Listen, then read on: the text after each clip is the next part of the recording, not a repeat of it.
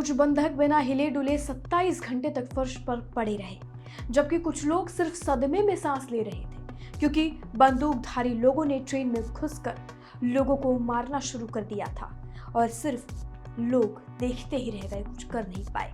पाकिस्तान के बलूचिस्तान में हाईजैक हुई ट्रेन के ड्राइवर ने ये खौफनाक कहानी बताई है।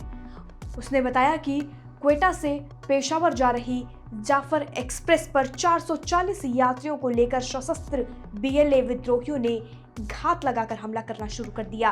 करीब 30 घंटे की घेराबंदी एक घातक मुठभेड़ में खत्म हुई, जिसमें 21 नागरिक और 4 सुरक्षाकर्मी मारे गए, जबकि आखिर में सैन्य अभियान ने सभी 33 विद्रोहियों को मार गिराया।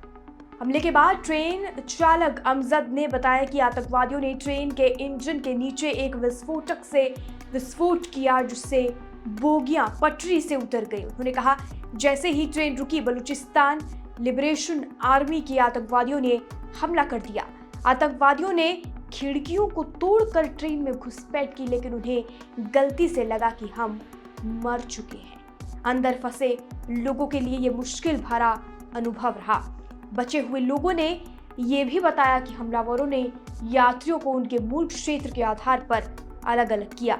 बचाए गए यात्री अरसलान यूसुफ ने उग्रवादियों की व्यवस्थित हिंसा के बारे में बताया। समाचार एजेंसी रॉयटर्स ने उन्हें ये कहते हुए उद्धृत किया, कभी कभी वे सैनिकों को पकड़ लेते थे और उन्हें मार देते थे।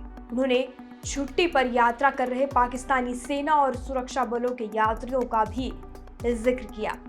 उन्होंने कहा, कई बार वे विशिष्ट व्यक्तियों को निशाना बनाते थे। अगर उन्हें किसी से दुश्मनी होती थी तो वे उसे मौके पर ही गोली मार देते थे।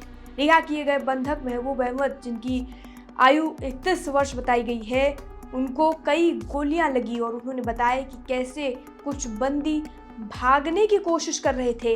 हमने 2 बार प्रयास किए, कुछ सफल रहे लेकिन कुछ उसी में मारे गए, क्योंकि हथियारबंद लोगों ने गोलीबारी करनी शुरू कर दी थी। हमने बचने की उम्मीद लगभग छोड़ ही दी थी। एक अन्य रिहा किए गए बंधक मोहम्मद तनवीर ने यह बताया कि उन्हें जीवित रहने के लिए केवल पानी दिया गया था, ना कुछ खाने के लिए और ना कुछ बाकी पीने के लिए।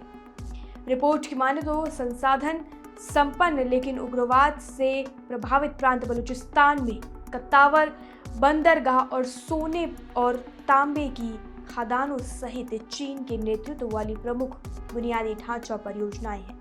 यद्यपि बलूच विद्रोही लंबे समय से सुरक्षा बलों, प्रतिष्ठानों और विदेशी परियोजनाओं को निशाना बनाते रहे, लेकिन ये किसी यात्री के अपहरण की पहली घटना बनी हुई है। वहीं बलूचिस्तान ने आधिकारिक बयान को विवादित बताते हुए दावा किया है कि उनके पास अभी भी बंधक हैं और लड़ाई जारी है। समूह के प्रवक्ता जियंत बलूच ने आरोप लगाया है कि पाकिस्तान ने जिन लोगों को बचाने का दावा किया है, उन्हें वास्तव में आतंकवादियों ने खुद ही रिहा किया था।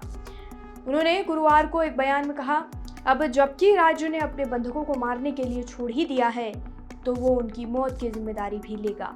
फिलहाल पाकिस्तान में हुए इस ट्रेन हाईजैक की खबर में इतना है। बाकी जानकारी के लिए और अपडेट के लिए जुड़े रहिए और देखते रहिए लोकमत हिंदी।